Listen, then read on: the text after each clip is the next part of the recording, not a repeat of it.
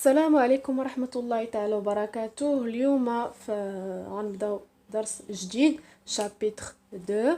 كيف ما كتشوفوا شابيتر 2 غادي نقراو فيها موديل كلاسيك دو لاتوم. كيفاش موديل كلاسيك دو لاتوم؟ باش نحطكم في الصورة، حنا في هذا التاريخ ديال العلم كل واحد كيجيب لنا واحد نموذج. موديل يعني نموذج، كل واحد كيجيب لنا واحد نموذج، وهذاك النموذج باش انك تشرحوا لدوك اللجنه اللي كيحكموا على النموذج ديالك واش فيه شي حاجه صحيحه نيت او لا غير كتخربق علينا. شنو كيدير؟ خاصو يرسم داك النموذج، كيف ما بغى يكون مفهوم. يعني باش انك تكتشف واحد الحاجه وتقولها للناس اخرين، كيفاش غتشرحها للناس اخرين؟ خاصك دير واحد موديل، واحد نموذج، واحد مفهوم. يعني اي فكره عند اي شخص بغى يشرحها للناس الاخرين، ضروري انه خاصو يعطينا واحد التمثيل، واحد النموذج باش حنا نفهموا داكشي اللي بغى يوصل لنا مفهوم. في هذا الموديل ديال الاتوميستيك عندنا بزاف الناس كيهضروا على هاد لاطوم اللي قلنا عليها انها واحد النواه، نوايو، وكيدور عليها واحد الالكترون. دابا هاد الناس كل واحد اختلفوا في هاد الدراسه ديال النواه واللي كيدور عليها الكترون، كل واحد وكيفاش هذا. يعني كاين اللي جاب الموديل ديالو انه فيه واحد النسبه صحيحه، ولكن واحد النسبه فيها نقص. يعني وكل واحد كيجي عالم اخر كيكتشف داك النقص. يعني عالم كيكتشف لنا فكره كيوصلها لنا عن طريق هذا النموذج كيوصلها لنا عن طريق هذا النموذج. من بعد كيجي عالم اخر كيكتشف لنا النقص ديال داك العالم الاخر السابق، وهكذا دواليك كل واحد كيكتشف داك النقص ديال الاخر، ديما كنرجعوا للاخر مفهوم. هذه هي الفكره اللي بغيت نوصل لكم. يعني غادي نشوفوا موديل ديال دالتون اللي في 1803، كاين ديال تومسون ديال جو بونس 1901، كاين ديال دوبار ديال رودرفورد. ديال دالتون او تومسون ما غاديش نركزوا عليهم في هذا الموديل، يعني ما كيهموناش، يعني اختصروا في شي حاجه قليله وصافي. ما غاديش نهتموا بها بزاف، غادي نهتموا بديال رودرفورد وديال بار. داكوغ. دونك هنا غادي نركزوا في هذا الشابيتر على موديل ديال رودرفورد، ومن بعد ندوزو ديال دوبار. ديال موديل ديال رودرفورد شنو كيقول لنا؟ يعني شي حاجه كلاسيكيه اللي اعتياديه اللي مولفينها ان النواه نوايو وكيدور حولها الالكترونات. هاد الالكترون هو اللي غادي ندرسوا ليه كيفاش كيدور هاد النواه، بما انها كتحتوي على شنو قلنا؟ على النيوترونات البروتونات. لكن النيوترونات اللي هي الشحنه ديالها محايده، يعني ما غاديش نحسبوا ليها الشحنه. لكن البروتون كيحتوي على شحنه اللي هي موجبه، دونك النواه كتحتوي على واحد الشحنه اللي هي موجبه، على عكس الالكترون راه كتحتوي على واحد الشحنه سالبه. دونك كل موديل الا عنده القوانين ديالو، القوانين ديال القوه، ديال الطاقه، ديال لا فيتيس. هادو كل موديل الا عنده القوانين الفيزيائيه ديالو، وكل موديل راه مرتبط فيما بينهم. داكوغ. اذا هنا نكملوا على الموديل ديال رودرفورد. قلنا الشحنه الموجبه اللي عند النواه والشحنه السالبه اللي عند الالكترون كيتجاذبوا دائما. السالب والموجب كيتجاذبوا فيما بينهم. داكوغ. دائما شي حاجه سالبه مع شي حاجه موجبه راه كيتجاذبوا فيما بينهم. دونك هنا كتكون واحد القوه ديال التجاذب هنا اللي كنسموها لا فورس داتراكسيون او بيان الكتروستاتيك. هاد لا فورس نعرفوها، لا فورس الكتروستاتيك، فورس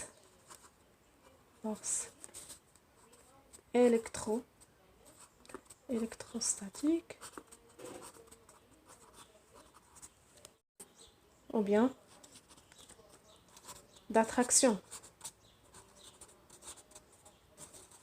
شنو هي فورس الكتروستاتيك؟ اللي هي كهروساكنه d'attraction هي قوة تجاذب، قوة تجاذب. داكوغ، قوة التجاذب.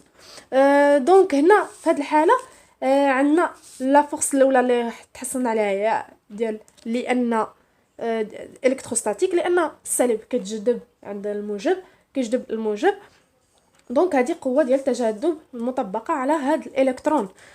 دونك كاينه واحد القوه اخرى اللي غادي تجيكم جديده، اللي هي فورس سنتريفيج.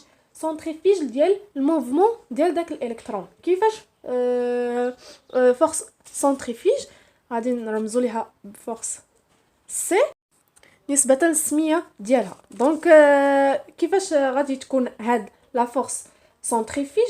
يعني فهاد نعطيكم مثال عاده باش نرسموها على الالكترون. دابا الالكترون نعتبروه ان واحد الشخص، هاد النواه نعتبروها انها شخص هز واحد الكره الحديديه اللي هي الالكترون. هذا نمثل الكره الحديديه اللي هي الالكترون، والشخص هو النواه. مثلا انا شديت مثلا فاش كتقراو في السبور ديال الباك، راه كتكونوا شادين ديك الكره الحديديه، كتلعبوا بالكره الحديديه. مثلوها على هذا الشكل في هذا المثال، يعني اي حاجه الا كاينه في الواقع. مثلا النواه هي شخص هاز ديك الكره الحديديه اللي هي الالكترون، وبقى كيدور بها كيدور واحد شويه كيطلقها. فاش كيطلقها كتمشي، كتبان لك مشات بعيد. دونك هذا مثال على النواه والالكترون. هذا الالكترون كيدور واحد شويه كيطلق واحد فورس اللي هي بعيده، اللي غادي نسموها كتكون هكا، هي لا فورس سنتريفيج اللي مصباح انا كنشرح لكم فيها. دونك هذه هي لا فورس سنتريفيج، هي ديك القوه اللي كنبقاو ديك الكره الحديديه على سبيل المثال. هذه سميتها لا فورس سنتريفيج.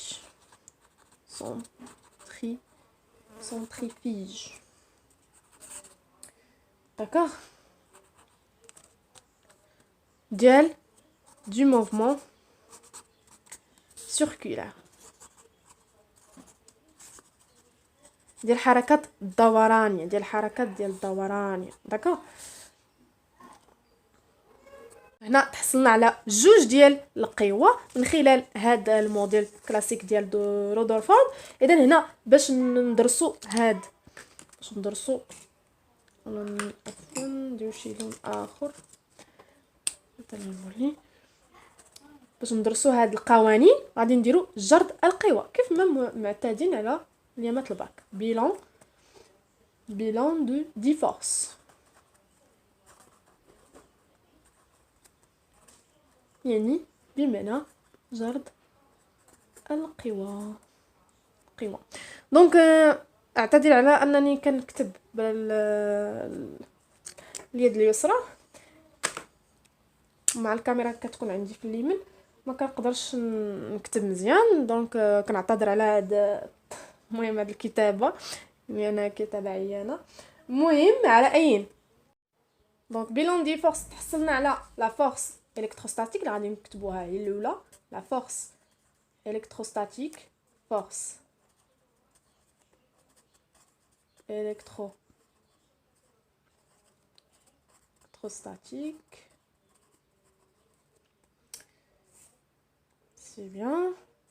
Et la force tania, les centrifuges, force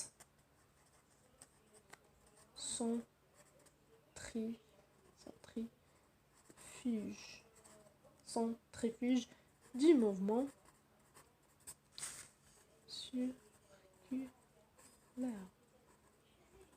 circulaire. دابا المرحله ديال لي فورس حيدناهم. دابا نجو لحوايج اخرين اللي عندنا. اي حركه، اي جسم كيطبق عليه واحد الحركه الا وعنده السرعه ديالو. دائما تكون هذه في بالك الا كنتي فيزيائي. دونك هذا الالكترون كنطبقوا عليه حركه، كيطبق حركه، اذا عنده واحد الفيتاس، واحد السرعه. داكوغ، ضروري انه غتكون عنده واحد السرعه والمسافه ما بين الالكترون والنواه اولا المدار. هذا المدار اللي كيمشي هكا، المدار اولا المسار ديال هذا الالكترون، المسار ما بين، يعني المسافه ما بين هذا المسار وهذا النواه راه كتكون عندنا واحد المسافه اللي هي ار، اللي هي لو غايون، شعاع ما بيناتهم. دابا نجو العلاقه اللي خاصكم تحفظوها، اولا ماشي تحفظوها وانما هي برهان لهاد الشيء اللي كنقراو، لهاد الموديل اللي يعني ما غاديش تحتاجوها في التمارين ولا في حتى يعني البرهنه ديال هاد الشيء ما غاديش تحتاجوه في ما غاديش تحتاجوه في ليكزامان اولا لي تي دي، وانما غير خاصكم تعرفوا بعض الحوايج. يعني هاد الشيء غير جزء صغير من بين بزاف ديال الحوايج، يعني برهان صغير من بين بزاف ديال البراهين في هاد الموديل هذا. دونك غادي نمشيو للعلاقه اللي خاصكم تعقلوا عليها مزيان، اللي هي المنظم ديال هاد لا فورس الكتروستاتيك. المنظم ديالها خاصكم تحفظوه، يعني مهم تبقاو عاقلين عليه. يعني اللي هي كتساوي 1 sur 4 بي إبسيلون 0 فوا الشحنه ديال الالكترون. غادي نشوفوا الشحنه الاولى زائد الشحنه الثانيه على هاد المسافه ار او كاري. داكوغ، هادي خاصكم تعقلوا عليها. يعني هنا راه لا فالور ابسولي ديال الشحنه الاولى والشحنه الثانيه. الشحنه الاولى اللي غادي نشوفوها، الشحنه الاولى يعني هنا راه هي ديالاش ديال الالكترون. الشحنه الثانيه اللي درنا هنايا راه هي الشحنه ديال الشحنه ديال البروتون. هنا كيو ديال الالكترون، وهنا الشحنه ديال البروتون. الشحنه ديال الالكترون عارفينها انها موان او، اما الشحنه ديال البروتون راه هي بليس او. دونك في هذه الحاله شنو غادي تساوي لينا؟ بما انها القيمه المطلقه ديال شي حاجه سالبه، القيمه المطلقه ديالها غترجع موجبه. هذه هي باش كتمثل لنا لا فالور ابسولي. شي حاجه سالبه كترجع لنا موجبه. دونك هنا غادي تكون 1 sur 4 إبسيلون بي إبسيلون 0 فاش في كي اللي هي او غتبقى او كما هي مضروبه في او، لانها غتبقى كيكون لنا على سور ار او كاري. مزيان، هادي نمثلها لكم باش تبان لكم مزيان. هاد 1 sur 4 بي إبسيلون 0 غادي نسموها كا. داكوغ، اذا المنظم ديال اف لا فورس الكتروستاتيك كتساوي كا فاش في او هي او او كاري سور ار او كاري. دونك هادي اللي خاصكم تعقلوا عليها مزيان، باش حتى الا دار عليكم في ديمونستراسيون في لونفي تحاولوا ديمونطريو عليها وتكونوا يمكن بعض المرات كيقول لكم ديمونطري على شي حاجه، نزيد لك واحد النقطه في الامتحان الجاي. يعني استغلوا الفرصه في هذوك لي استيوس. نجو دابا لا فورس سنتريفيج. لا فورس ديال المنظم ديال لا فورس سنتريفيج هكا محطوطه العلاقه، تعقلوا عليها. هي لا ماس ديال الالكترون في السرعه او كاري على ار. يعني هكا محطوطه، خاصكم تعقلوا عليها. داكوغ، من غير هاد لي فورس اللي درس رودولفورد كندرسو كذلك في الفيزياء حتى لا ستابيليتي دو لاتوم. اذا هادشي كيدور على لاتوم. ستابيليتي دو لاتوم. داكوغ، هنا غندرسو ستابيليتي دو لاتوم اللي هو كيفاش ستابيليتي دو لاتوم استقرار الذره. فهاد الاستقرار في هاد الحاله ديال استقرار الذره شنو كيوقع؟ كتكون لا فورس ديال الكتروستاتيك كتساوي لا فورس ديال سنتريفيج. اذا المنظم ديال لا فورس الكتروستاتيك كتساوي لنا لا فورس ديال سنتريفيج. بمعنى هذه اللي لقيناها هنايا غادي نسموها ك فوا او كاري سور ار او كاري كتساوي فورس على ام ديال الالكترون، لا ماس ديال الالكترون في في او كاري على ار. دونك هنا كنلاحظوا انها غنختازلوا ار مع ار، دونك غتبقى لينا ك فوا او كاري على ار وحده لا ماس ديال الالكترون في او كاري. كذلك هذه خاصكم تعقلوا عليها. سي بون، كنتمنى تكونوا فهمتوا هاد لابارتي مزيان. دونك من هاد العلاقه نقدروا نخرجوا لا فيتيس اللي هو في. دونك في او كاري كتساوي او au carré sur K. K نعوضوها ب 4 بي إبسيلون 0 فاش في R في M لا ماس ديال الإلكترون. داكوغ. غادي ندوزو لثالث حاجة اللي غادي ندرسوها. عندنا الأولى درنا بيلون دي فورس، الثالثة ستابيليتي دو لاتوم، ثالثا غادي ندرسو لينيرجي توتال. énergie totale de l'électron.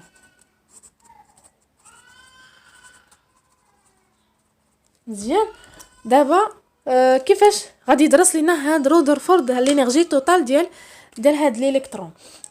شنو دار هو باش نحسبوا الطاقه ديال هاد الالكترون كامله كتجمع لينا في اش، يعني سو فورم ديال انرجي ميكانيك اللي غادي تجمع لينا انرجي سينيتيك والانرجي بوتنسييل. دونك الانرجي توتال غادي تساوي لنا المجموع ديال الانرجي سينيتيك زائد الانرجي بوتنسييل.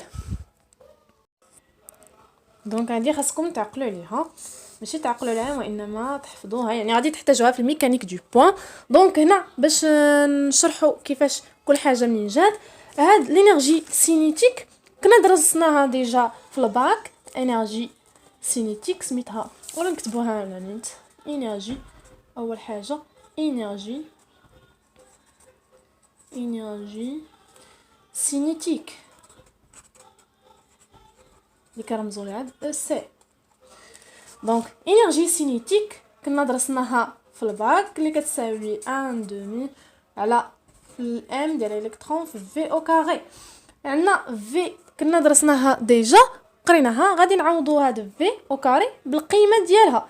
دونك هنا 1 على 2 في ام ديال لا ماس ديال الالكترون في او كاري اللي غادي نعوضها ب او كاري سور 4 بي إبسيلون 0 ار. اذا هنا عندنا ما نختزلو، عندنا هاد لا ماس ديال الالكترون غادي نختزلوها، غادي تبقى لينا لينيرجي سينيتيك كتساوي او او كاري فاش 2 في 4 اللي هي 8 غادي تولي لنا 8 بي إبسيلون 0 في ار. داكوغ. اذا هذه هي لينيرجي سينيتيك وغادي نسميها العلاقه 1. مزيان، كنتمنى تكون واضحه. ندوزو لينيرجي بوتنسييل. لينيرجي بوتنسييل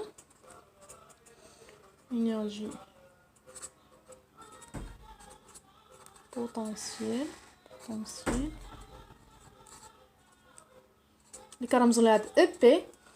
داكوغ. لينيرجي بوتنسييل غادي تكونوا قريتوها في الميكانيك دو بوين او بيان في الثيرموديناميك اللي هي دي او بي كتساوي موان. هاد موان ضروري مهمه جدا.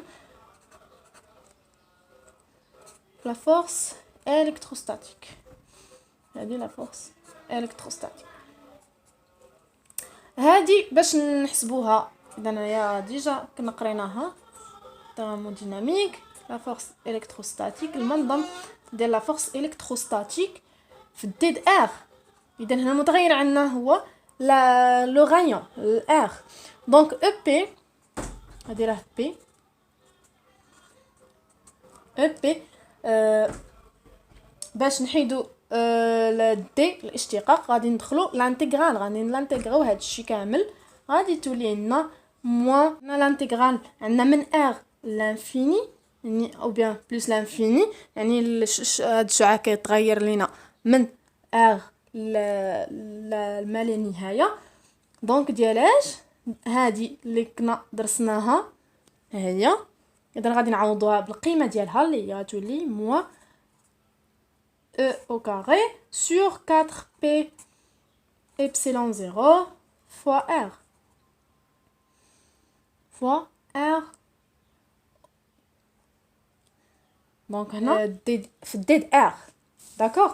اذا هنا عندنا غادي نجو نكتبو تساوي هنا هذه لا كونستانت تو هادشي كونستونت.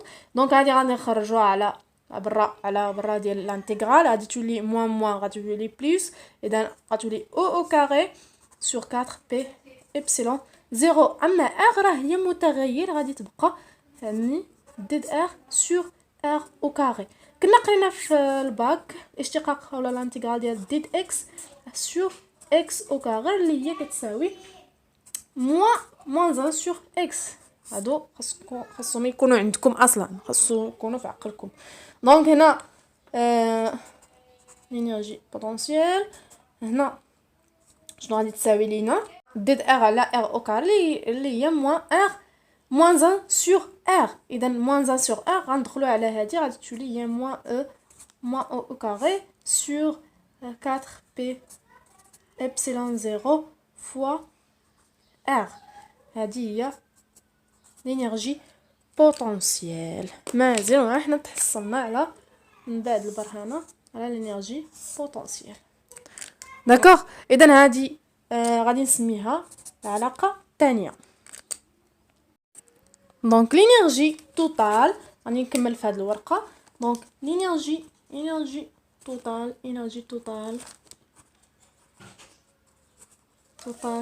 de l'électron تسمى غير ديال الكترون هكا بالرمز ديالو، هي قلنا او توتال كتساوي لينيرجي سينيتيك بلس لينيرجي بوتونسييل.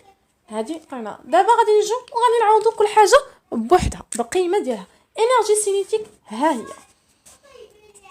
شحال كتساوي او كاري سور 8 بي ابسيلون 0 ار زائد لينيرجي بوتونسييل اللي هي موان او، ها هي غادي نعوضوها موان او كاري سور 4 بي ابسيلون 0 فوا ار مزيان.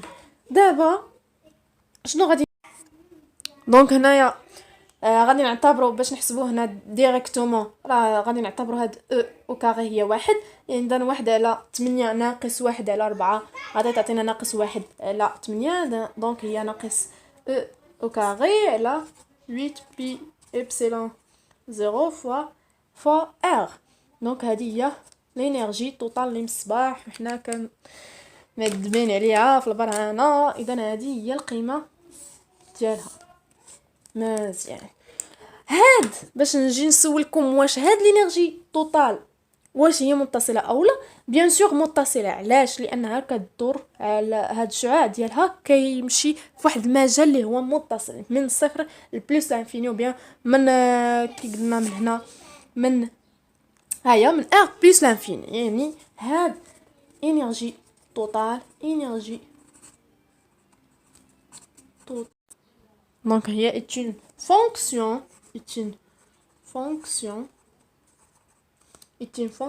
continue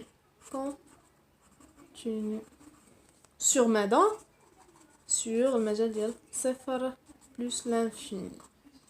داكوغ. هاد الانرجي توتال راه هي بدلاله اف لي ار، يعني متغير عندنا هو ار. داكوغ. دونك اخر حاجه غادي تكون في هذا الدرس اللي هي النقص ديال هذا الموديل. شرحنا الموديل ديالو توصلنا يعني بالعلاقات يعني تطبيقيا توصلنا بالقيم ديال لينيرجي توتال انها متصله. دونك هنا غادي نكتشفوا اش لي كونفينيون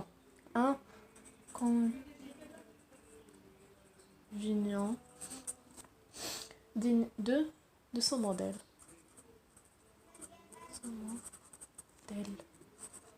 دونك غادي نكتشفوا النقص ديال هذا الموديل شنو هما. يعني ضروري من اي موديل غيكون فيه واحد النقص، غيجي واحد العالم اخر وغادي نكتشفوا عليه نقص اخر. دونك هنا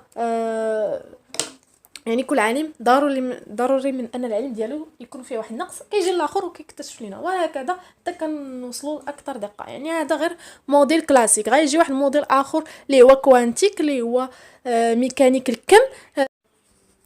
يعني هذا النقص فين غادي يكون من ناحيه هاد الداله اللي قال لك انها الطاقه انها متصله. اذا لينيرجي اي كونتينيو continue en fonction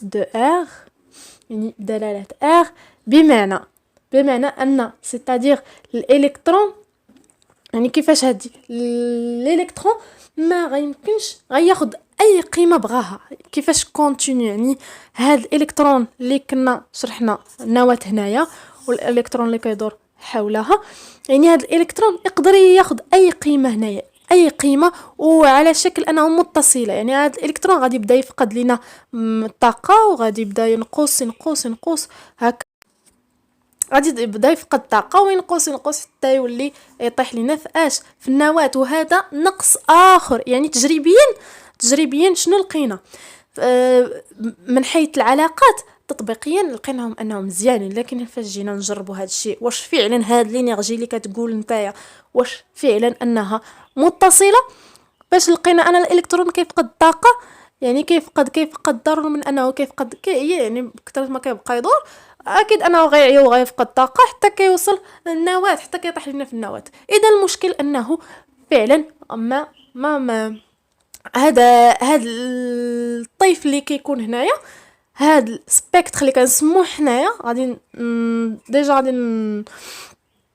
غادي نهضروا فيه ان شاء الله في لي شابيتر الجايين هذا سميتو سبيكتر يعني طيف هاد سبيكتر كونتيني هاد الطيف اللي متصل لينا غادي نكتشفوا بان هاد الطيف راه منه مجموعه من الاشعه هاد المجموعه من الاشعه هاد الطيف راه غير متصل اكتشفناه انها غير متصل يعني تجريبيا غنكتبها لكم هنايا تجريبيا شنو خاصكم تفهموا نتوما من ان هذا الشيء ان هذيك الطاقه اللي قال لنا انها هي داله متصله هي في الحقيقه في التجريبيه فاش اكتشفوا ان هذا الالكترون كيعيا وكيبدا يفقد الطاقه كيفقد حتى كيمشي لعند النواه هذا الطيف اللي رسم لنا هو بشكل دائري وهذا المسار الدائري هو مجموعه من الاشعه وهذه الاشعه فهي لقاوها بانها غير متصله دونك هذا هو النقص وغيجي تيوري ديال بور غيكتشف لينا وغيحسن لينا من هذا الشيء ما غاديش ينقص لنا شي حاجه وانما غيزيد لينا على شي حاجه اخرى غادي نشوفوها من بعد غادي يزيد لنا واحد الحاجه اخرى على هاد الموديل ديال دوبور غيكتشف لنا حوايج اخرين غتحسن لينا من هاد الموديل ديال رودرفورد داكوغ اذا هنا لينيرجي اي كونتينيو اون فونكسيون دو ار يعني بمعنى ان الالكترون يعني الالكترون واخا ما غاديش يقدني هنايا بوسيد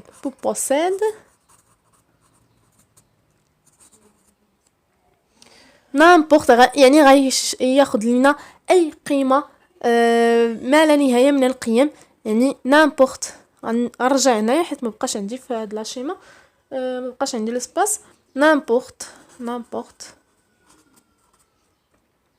نامبورت كيل انرجي يعني ياخذ لنا اي قيمه من الطاقه انرجي داكوغ اذا هنا دونك من هنا المشكل الاول غيخلينا نكتشفوا المشكل الثاني اذا هذاك الانرجي اللي قلنا كتفقد غادي يطيح لينا في النواه وهذا الشيء اللي ما بغيناش حنايا اذا المشكل الاول اللي اصلا جاب لنا نتيجه اخرى اللي هي المشكله الثانيه اللي هو الالكترون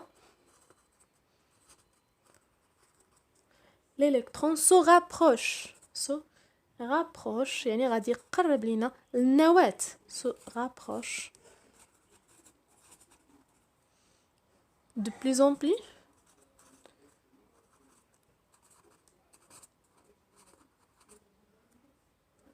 pour le noyau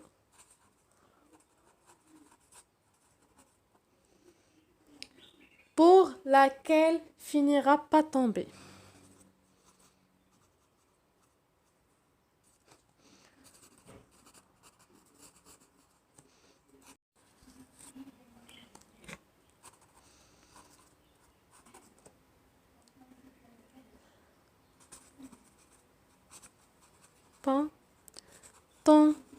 tomber داكوغ. اذا هذاك الاشكاليه فين كان هذا النقص هو في هاد لا كونتينيتي.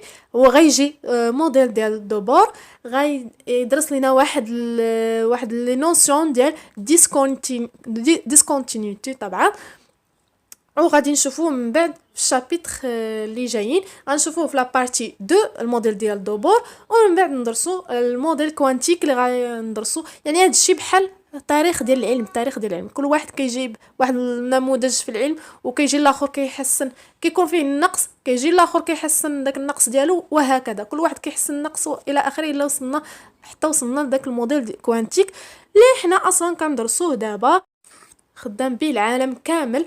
وهذا الموديل كوانتيك هو اللي هو كيدرس يعني شي حاجه دقيقه، يعني ادق ما يمكن انك تصور التداعيات، يعني ادق حاجه كيدرسها لك هذاك الموديل كوانتيك. وهذا الشيء باش كنخدموا به حاليا في العالم. نتمنى تكونوا انكم فهمتوا في هذا الدرس مزيان. اللي ما فهم شي حاجه يحط لي في كومونتير، مشكل واجهتوه حطوا لي في لي كومونتير. بغيتو ندير لكم ليكزامان من ديبار ماشي مشكل، يعني غير لا بارتيات ديال لي بارتي اللي كندرسوا عليهم نديرو فيهم في اكزامان حتى هما ماشي مشكل، نديروهم اللي عجبكم. هادشي قولوا لي في لي كومونتير باش نعرف شنو من بعد ندير. داكوغ. اذا نتوما اللي غادي توجهوني كنتمنى لكم التوفيق ان شاء الله يا رب. تجيبوا لي نوت، ما تحسدوش بعضياتكم، بارطاجيو لا فيديو الى عجبكم وبغيتوا الناس اخرين يستافدوا، بارطاجيو مع اصحابكم. دونك وصلنا هنا لنهايه الحلقه، نشوفكم في الفيديو الجاي ان شاء الله، والسلام عليكم ورحمه الله وبركاته.